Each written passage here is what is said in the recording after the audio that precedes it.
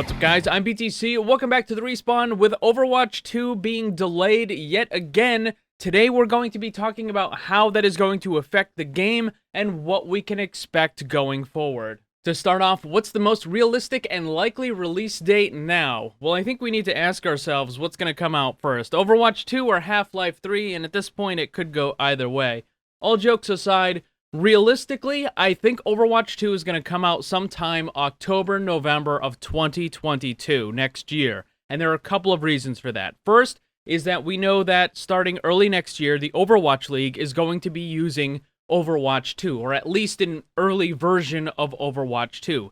My guess is that they originally planned to have the game release at the end of the Overwatch League season, or at least at the end of the beginning of the season, or you know, after a couple months into it. That's what they were originally planning. And I think the delay is going to end up just putting it back to the end of the year.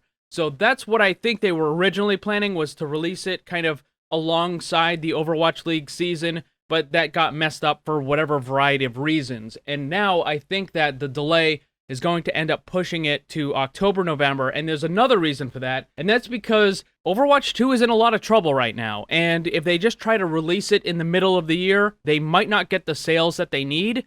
So an October, November timeframe for a release will give them an extra bump in sales for holiday. So you have the Christmas season, and lots of games are going to be bought during that time period. So if you release it right in November, you're going to increase the sales beyond what you would normally get if you just release it in March or April or something like that. Today's video is sponsored by Surfshark, one of the world's leading VPN. Protecting yourself online is getting more important every day, and Surfshark provides some of the best security available with high-level encryption and a multi-hop system allowing connections to 2 servers for extra protection. Surfshark has a very strict no-logs policy which guarantees your privacy online. Now, with so many people spending more time at home, one of Surfshark's best features is the ability to access region-locked streaming content anywhere in the world. Surfshark gives you access to dozens of streaming libraries including Netflix, Disney+, and more. This allows you to view content that might be blocked in your area but is available somewhere else. Surfshark also has great 24/7 support and a 30-day money-back guarantee, meaning you have nothing to risk when you try it out. And starting November 1st, you can take advantage of a great offer using code BLAMETC or my link down below to get 84% off and 4 months free. But the offer is only good for a limited time,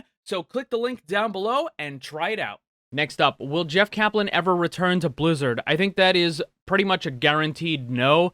If Jeff does pop up back in the gaming world, it's probably going to be working alongside Mike Morhaime, and it's going to be for his company Dreamhaven. I don't see Jeff going back to Blizzard at all.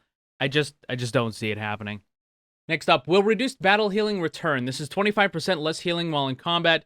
The devs felt that there was way too much healing in Overwatch 2, so one of the things they were messing around with was anytime a player was in combat, they would automatically get a 25% anti-heal. They ended up getting rid of this because they didn't really like how it was working, but there is a possibility that it could return. I think instead of this, what they ended up doing was they just reduced everybody's healing across the board, which probably isn't that great of an idea either. I do think that there needs to be more anti-healing in the game, and I've been saying this for a very long time, but it doesn't need to be the 100% anti-heal that Ana has. In fact, even Ana probably shouldn't have 100% anti-healing anymore. What I would like to see is 4 or 5 characters in the entire roster that have some kind of an anti-heal ability, and it can be 25%, 50%, 75%, whatever. I wouldn't go up to 100 because I wouldn't completely stop the healing. I mean, maybe you could for an ultimate or something, but the idea is you give more counterplay. Like, if the enemy team has really strong healers,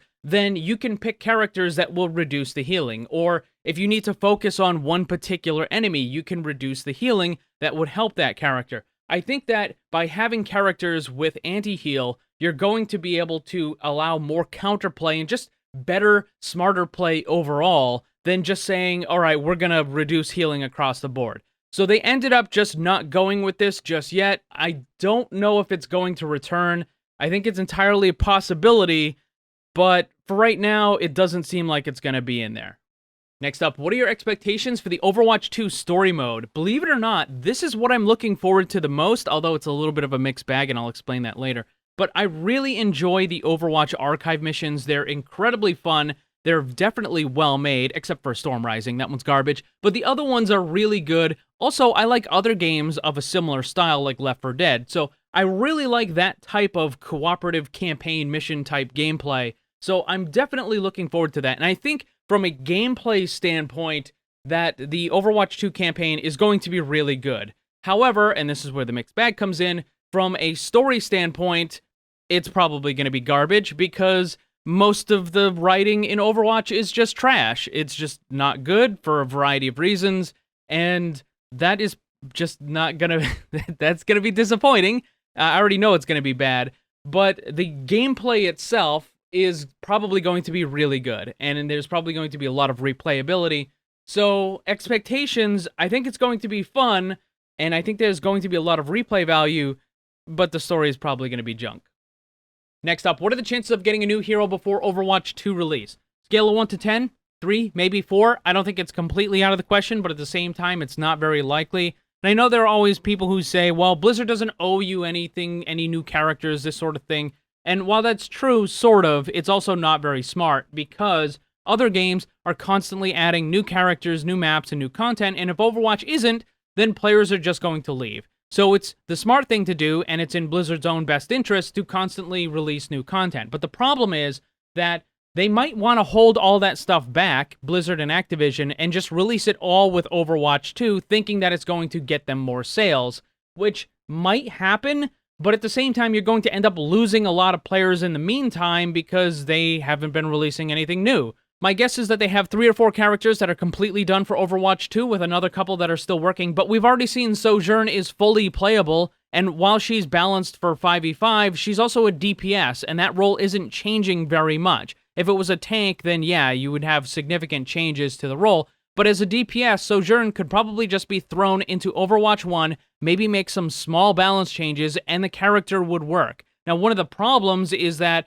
Blizzard wanted to make Sojourn the central focus of the campaign, the story mode for Overwatch 2, but I don't really see it being that big of a deal if we just get the character now and then have the story later. I mean, look at all the other characters that are in the game that we still have essentially no story for. So it's not like having characters in the game that don't have story is all that big of a deal. And let's be honest, the stories tend to be kind of bad anyways. So having her in the game right now should be a possibility. It's just whether or not they're going to be willing to do it.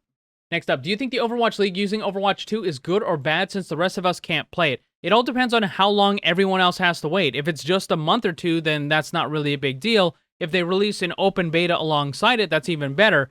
But if everyone else has to wait 8, 9, 10 months or even over a year in order to play Overwatch 2 while they're still showing it in the Overwatch League, then that's not going to get the reaction that Blizzard wants. They want people to be excited and see it and go, oh man, I can't wait to play that. But when you have to wait over a year after you've been seeing the Overwatch League using it, people are going to get frustrated. It's not going to be excitement, it's going to be frustration, and it's not going to have the reaction that people want. So really, it depends on how long it takes until they actually manage to release Overwatch 2, or at least get some kind of open beta out there. That's going to be all the questions for today. Thank you to everyone who submitted one. There's going to be a new question card up on the community section of my YouTube channel. There'll be a link for that down below. Also, don't forget to check out Surfshark. Great deal going on right now for Black Friday sales. Go and check it out. A big thanks to all the Paragons and other channel members for all your support. If you'd like to become one and grab some cool rewards, click the join button down below. And remember, always blame the controller because it's never your fault.